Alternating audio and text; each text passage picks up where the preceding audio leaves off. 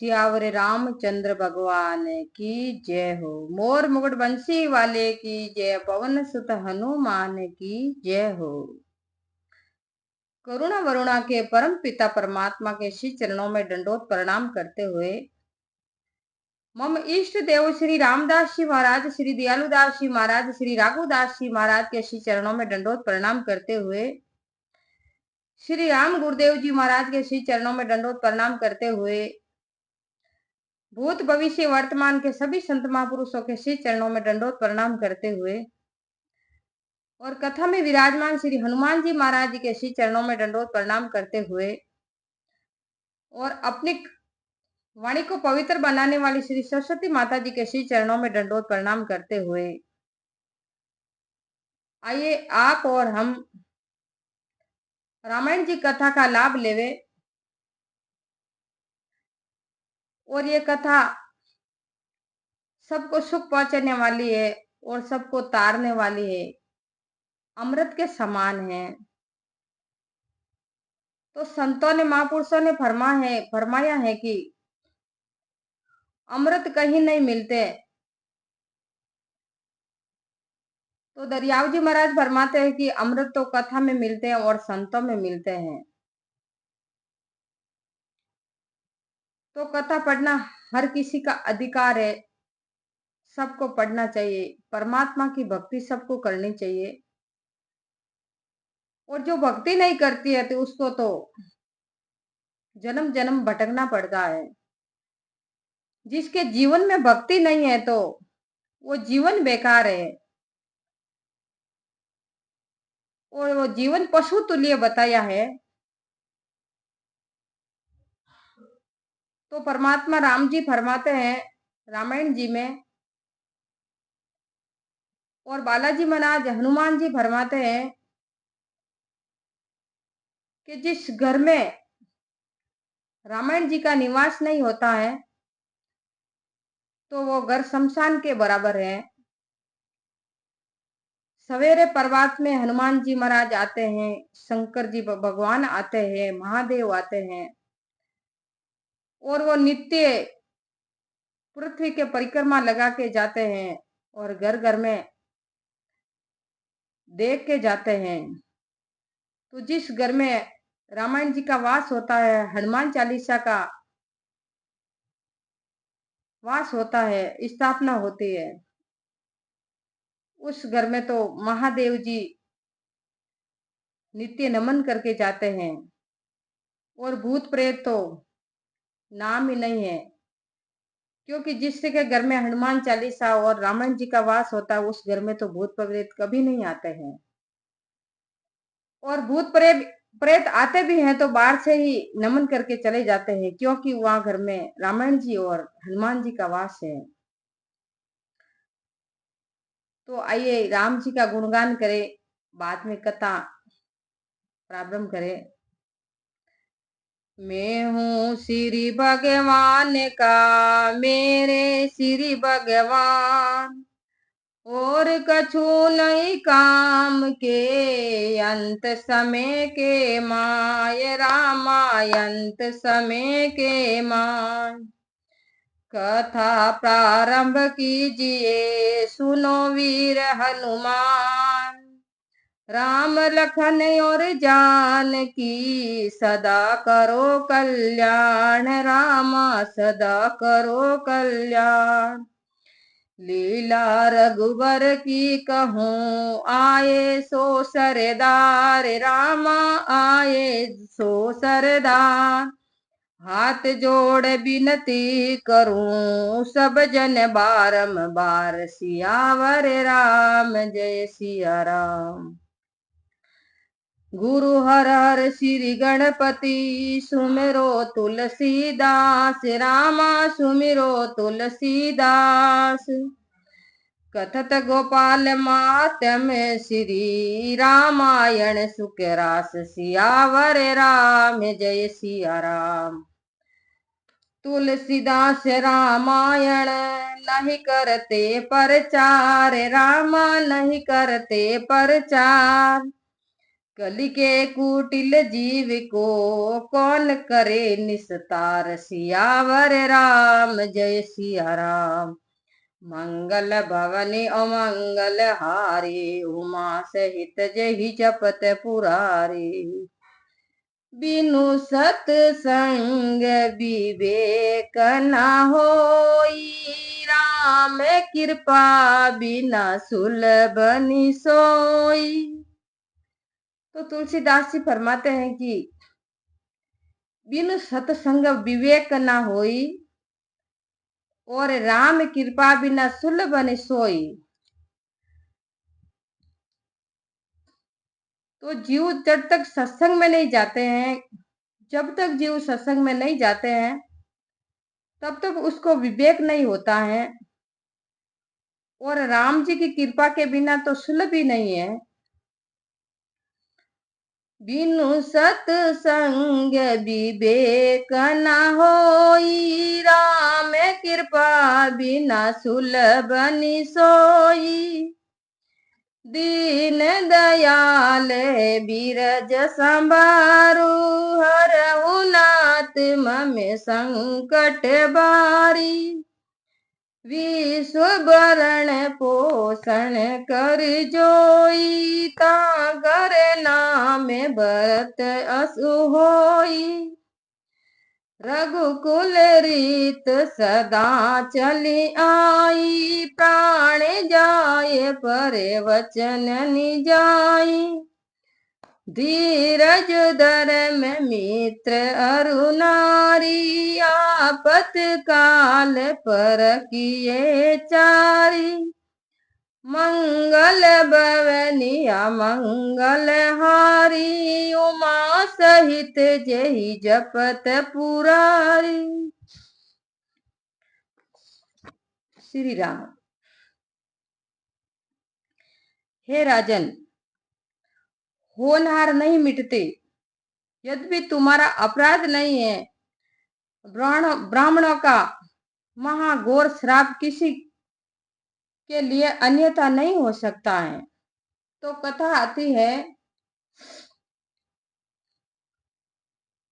एक तनु संत और राजा प्रताप भानु की। तो एक तनु महाराज ने छल करके राजा प्रताप भानु का विनाश कर डाला, नाश कर डाला। क्योंकि उसका पहले का वैर भाव था, इसीलिए वो वैर भाव इस बदले में लिया। तो ब्राह्मण का घोर अपराध से राजा प्रताप भानु डर गया और आकाशवाणी हुई कि हे ब्राह्मणों, तुमने विचार करके श्राप नहीं दिया राजा को, इसी में राजा की कोई गलती नहीं थी। तो ब्राह्मण कहने लगे कि करे तो करे क्या,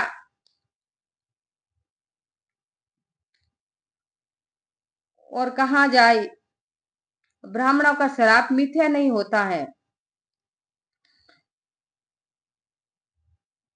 तो ब्राह्मण कहने लगे,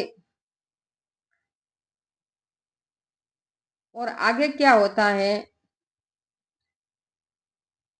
उपरोहित ही भवन पहुँचाई। असुर तपस ही खबर न जनाई। ते खल जह तह पत्र पठाए। सजी सजी सेन भूप सब दाए। पुरोहित को घर पहुंचाकर उस असुर ने कपटी मुनि को सब हाल कह सुनाया। कपटी मुनि एक तनु था, तो राक्षस जाके कपटी मुनि एक तनु को सब हाल कह सुनाई के इसी तरह राजा का विनाश कर डाला। तब उस दुष्ट ने जहां था पत्र भेज दिए। तो अपनी अपनी सेना सजाकर सब राजा लोग चढ़ आए। घेरनी नगर निशान बजाई। विभेद भांति नित होई लड़ाई। जूझे सकल सुबट करी करनी। बंधु समेत परे उनप धरनी। उन्होंने डंका बजाकर नगर को घेर लिया। अनेक प्रकार से लड़ाई होने लगी। सब योद्धा रणभूमि में जूझ गए। राजा भाइयों सहित पृथ्वी पर गिरकर मारा गया। राजा प्रताप भानु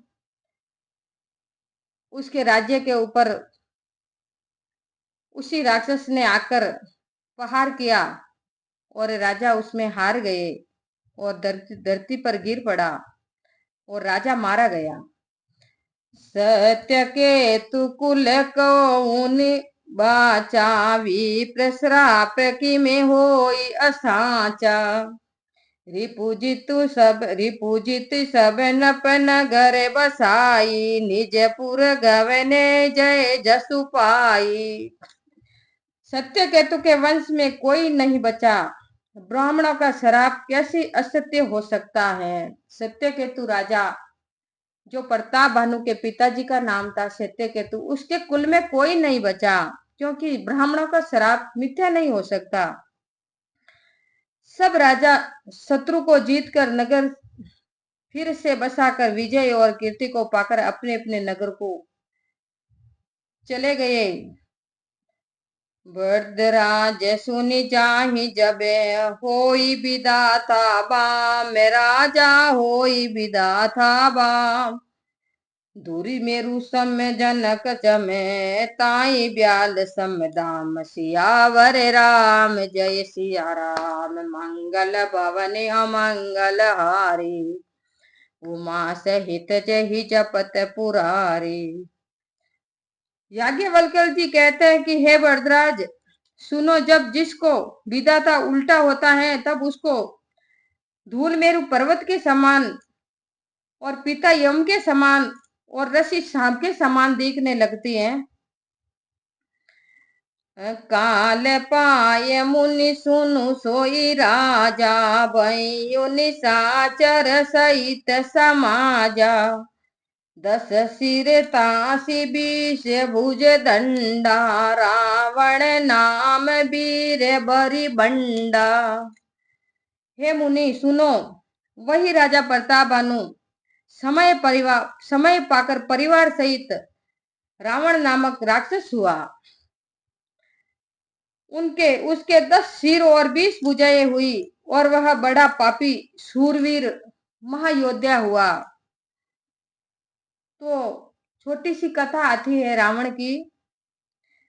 रावण के जन्म की कथा है। तो पुलस्त्य जी के पुत्र महाज्ञानी विश्रवा हुए और वरदराज जी की कन्या से उनके पुत्र कुबेर जी हुए, जिनके तप से प्रसन्न होकर ब्रह्मा जी ने उन्हें निधिपति बनाया और उन्हें रहने के लिए और सोने की लंका दी। एक समय सुमाली राक्षस ने अपनी कन्या केकसी से कहा कि तू विश्रवा को वर ले। केकसी विश्रवा के पास गई। ऋषि ने उससे कहा कि तू संध्या समय पुत्र की इच्छा से आई है, अंत तेरे पुत्र राक्षस होंगे। तो उसने कहा कि आपके वीर्य से ही होंगे। तब ऋषि बोले कि एक पुत्र महात्मा होंगे। विश्रवा बाद में जप कर तप करके अपनी पत्नी से कुछ बातें करने लगे। तो उसने कहा कि महाराज आपने तप किया, इतने समय में तो मेरे दास 10 पुत्र हो जाते। तब ऋषि ने कहा कि मैं तुमसे एक ऐसा पुत्र दूंगा जो 10 पुत्रों के बराबर बलवान होगा। तभी 10 सिर वाले 20 भुजा वाला रावण मिला। तो महात्मा अंत एक तो रावण हुआ, एक कुंभकर्ण और दूसरी स्त्री से विभीषण उत्पन्न हुए। रावण विश्रवा के 2 पत्नियां थी।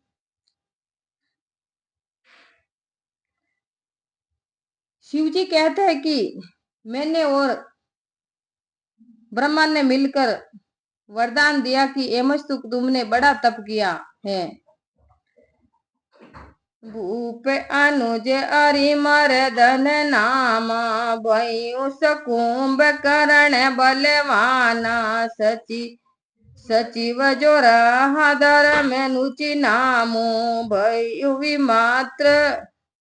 विमात्र बंधु लघुतासु। राजा का अरमर्दन नामक छोटा भाई बलवान कुंभकर्ण हुआ।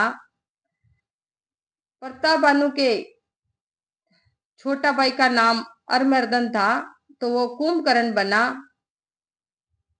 और जो धर्मरुचि नाम वाला मंत्री था, वह उसका सौतेला छोटा भाई हुआ विभीषण। नाम विभीषण जेई जग जाना, विष्णु भगत विज्ञान विधाना।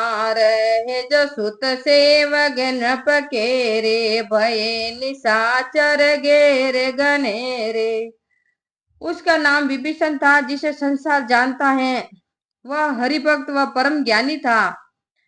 राजा के जो पुत्र व सेवक थे, वे सब बड़े भयंकर राक्षस हुए। काम रूप खल जिनस अनेका, कुटिल भयंकर विगत विवेका। कृपा रहित हिंसक सब पापी, बरनिन जाय विश्व परतापी। वे सब कामना के अनुसार रूप धारण करने वाले, दुष्ट स्वभाव जाति के टेढ़े डरावने महा अज्ञानी, दयाहीन हिंसक पापी और संसार भर को दुख देने वाले थे। उनकी दुष्टता कहीं नहीं जा सकती है। उपजे यद्यपि पुल सत्य कुल, पावन अमल अनूप। रामा पावन अमल अरुनूप, तदपि महिषुर श्राप बस। भये सकल अग्नि रूप, सियावर राम जय सिया राम।